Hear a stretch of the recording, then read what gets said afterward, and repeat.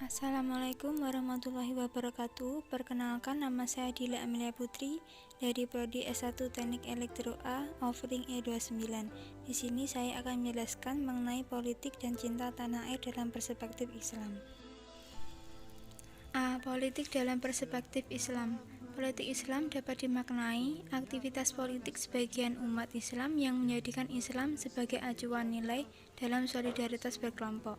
Politik Islam juga merupakan penghadapan Islam dengan kekuasaan negara yang melahirkan sikap dan perilaku politik serta budaya politik yang berorientasi pada nilai-nilai Islam.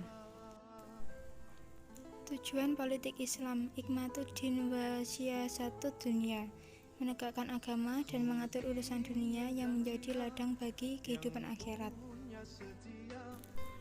B. Variasi pandangan mengenai Islam dan agama. 1. Tipologi relasi agama dan negara. 2. NKRI. 1. Tipologi relasi agama dan negara. A. Tipologi teodemokrasi. Tipologi teodemokrasi menganggap bahwa agama sekaligus negara.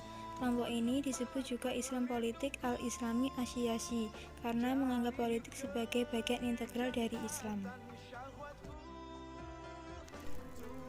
B. Tipologi sekunder. Tipologi sekunder berpendapat bahwa agama bukanlah negara. Penganut tipologi ini menyatakan tidak ada dalil eksplisit dalam Al-Quran maupun hadis yang menunjukkan kewajiban mendirikan sebuah negara. C. Tipologi moderat. Tipologi moderat atau al-mutawasit, mereka berparadigma substantivistik. Aliran ini berpendirian bahwa Islam tidak mengatur sistem ketatanegaraan, tetapi terdapat seperangkat tata nilai etika bagi kehidupan bernegara. Menurut kelompok ini, tidak satu nas pun dalam Al-Quran yang memerintahkan didirikannya sebuah negara Islam. 2. NKRI. NKRI dari sudut pandang agama adalah sah karena Presiden Indonesia dipilih langsung oleh rakyat sebagaimana prosedur pengangkatan Ali radhiyallahu anhu menjadi khalifah. B. Keabsahan kedaulatan pemerintahan. NKRI ini juga bisa dilihat dari terpenuhinya tujuan-tujuan syar'i, yakni demi menjaga kesejahteraan dan kemaslahatan umum. Ibnu Hajar al-Haytami, seorang ulama Islam abad ke-10 Hijriah, mengutip pendapat Imam Rafi'i bahwa dari Islam atau negara Islam itu ada 3 bentuk. Salah satunya adalah negara yang dihuni umat Islam. C. Institusi khilafah dalam tradisi politik Islam. Khilafah dalam bahasa Arab berarti penggantian. Kata ini mengingatkan orang pada kata khalifah atau pengganti, pengatur, pewakil yang ada dalam Quran Surah Al-Baqarah ayat 30 yang artinya, ingatlah ketika Tuhanmu berfirman kepada para malaikat, sesungguhnya aku hendak menjadikan seorang khalifah di muka bumi. Meskipun garis keturunan menjadi bahan pertimbangan dalam pemilihan khalifah, namun pertimbangan utama adalah kecakapan dalam memimpin, mampu memberikan perlindungan dan menegakkan keadilan di antara mereka. Quran Surah Al-Syura ayat 38 dan Al-Imran ayat 159 yang menyandarkan pemilihan pada asas musyawarah. D. Cinta tanah air menurut Islam. Cinta tanah air merupakan tabiat alami manusia, karena di tanah air itulah mereka dilahirkan, dibesarkan, dididik, dan disayang.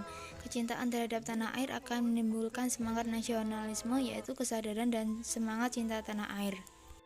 Perintah Allah untuk cinta tanah air.